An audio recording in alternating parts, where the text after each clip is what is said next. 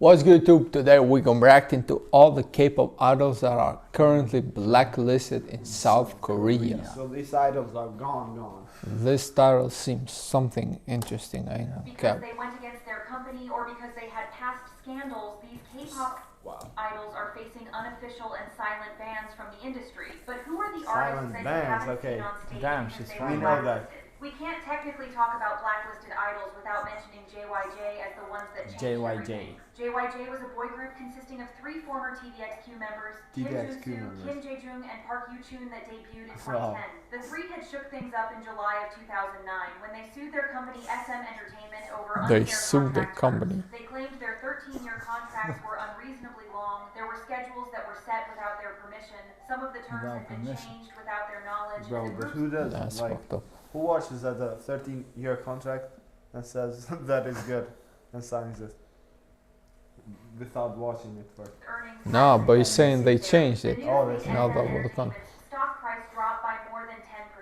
The 3 were granted a they probably had stocks too. In October of 2009, but the lawsuit didn't come to an end until November of 2012. Both sides had agreed to withdraw their lawsuits and agreed to not interfere with each other's activities. As you might have guessed, SM didn't end up holding their end of the deal. Despite now being free of their slave contracts and the unfair terms of their former company, JYJ didn't have it easy. They were silently blacklisted from the industry due to SM being powerful enough to influence broadcasting and distribution companies. The company used its influence with other famous SM artists to stop after being banned from music shows. How we establish an alternative career as a musical actor. Second generation legendary K-pop idol. Wow. Bro, but being that's what appearances and appearing publicly. So they couldn't appear on television and their albums and songs weren't distributed in the country, which was just devastating for the members. Junsu had even said, at the very least, when I have an album out, even if it is just once or twice, I'd like to sing my song on TV. That's all I want, but it's so hard. The situation was so bad that in November of 2015, the Broadcasting Act had the so-called JYJ law approved. This law aimed to stop the unfair blocking of artists from performing. Even though music show producers still have influence over casting, they can't blacklist artists without valid reasons anymore. But even if they had a law named after them, doesn't mean that the ban was lifted entirely, just that SM would find ways around it. Junsu had talked about how he had asked different producers to appear on a show, only to be hit with refusal and the excuse that there's nothing they could do. KBS had even replied to fans questioning why Junsu didn't appear on their shows after his comeback, saying the situation was complicated. Due to the lack of TV appearances, he questioned if he could still be considered a celebrity, as he didn't expect to be unable to appear on TV for such a long time, which made him question whether he should continue pursuing his career. The ban was lifted only a few years ago, with Jae-jung's first appearance on a TV variety show being in 2019 on Taste of Dating 2. It's important to add that Park Yoo-chun remains banned, but for entirely different reasons, which we won't get into, at least not today, despite the fact that we've seen the members he was banned for something else too, but this is the main topic right now. Recent years, we can bet that it was hard to go from being some of the most famous members of one of the most popular groups to not being able to even promote your music. JYJ weren't the only former SM Entertainment members to be blacklisted from the industry because the company... Listen, the thing is, they got an agreement, let's fuck the deal, fuck the lawsuit, put everything out, and just let's be in good terms with each other, and still they do that blacklisting because of envy or something. That's actually mad. How just one company can shut down three idols.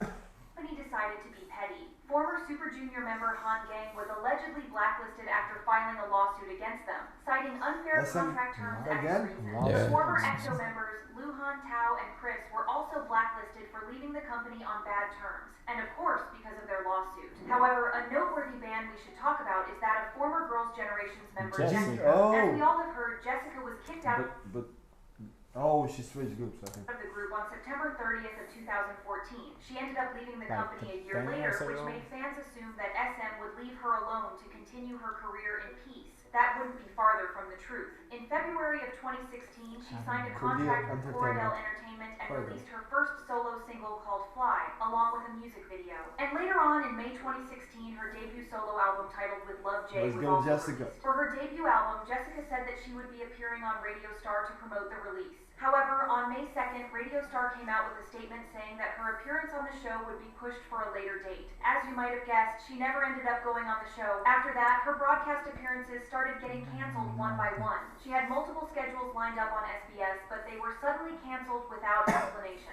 Initially, SBS We know what the claimed it was explanation is. Jackson's choice, but later they confessed they had lied about it. They also mentioned planning to show So her they appearances lied, at a bro? later time, which never never happened. did. She had also been leading in an Inkigayo poll, but then her name was deleted from it with no explanation. Has been The removed from situation the. They actually, this Cardell asked us to vote for Jessica, then they just removed the name because of what probably SM did. leading in an Inkigayo poll, but then her name was deleted from it with no explanation. The situation was With no never addressed by explanation, Jessica though. explicitly, but there were implications of her being blacklisted due to SM's influence in the industry. To start with, a fan had once asked Jessica if she wanted to perform on music shows. Jessica replied, "I want to go on these music shows, but you know why I can't do it right." She couldn't have been any clearer even if she tried to.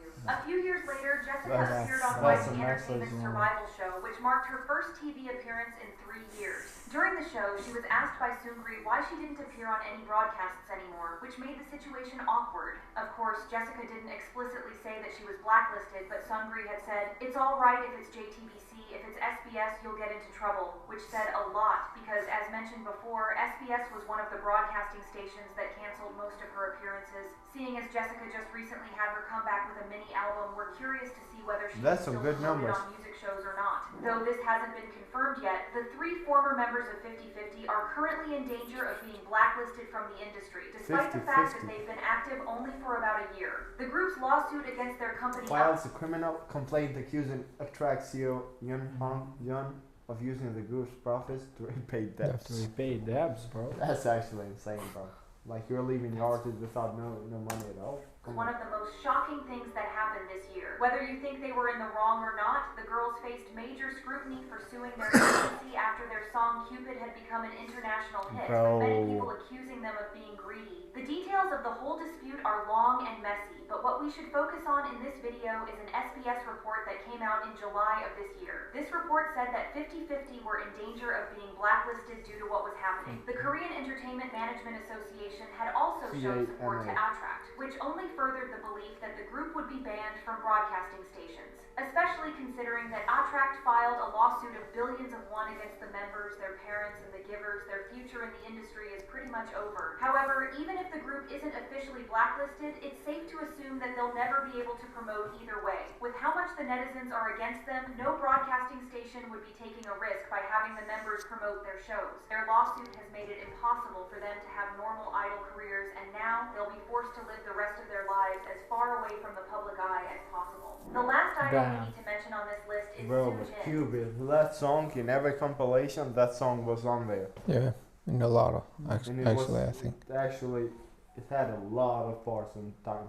Sujin's scandal It's is crazy. also a pretty well-known one. She used to be one of the most popular members of IDLE before she was hit with accusations of mistreatment. Which one was it? I was missed to be that one of one, the bro. most list is Sujin. Sujin, Sujin's scandal okay. is also a Her pretty voice is well-known incredible. one. She used to be one of the most popular members of IDLE before she was hit She with used to be one accusations of of the most mistreatment. popular. It was one of the most shocking scandals of 2021, and it went on for quite a while. As expected, it ended with Sujin leaving the group and the company and going into hiding to avoid public scrutiny. She disappeared from the public eye for 2 years before making her solo debut with Agashi in November of this year. The debut did pretty well, and it had a lot more sales than it was expected from an 50,000 idol with such a sales big on scandal and Hentai. received a lot of support from fans. However, Sujin never ended up promoting her debut anywhere. After Agashi was released, an insider shared that Sujin would be halting her Korean promotions and direct her attention to her schedules overseas, which made fans think that she had been blacklisted due to her scandal. It didn't help that her company, BRD Entertainment, had stated that they didn't have any music broadcast activities scheduled as they communicate with the fans on social media Or and through YouTube. YouTube.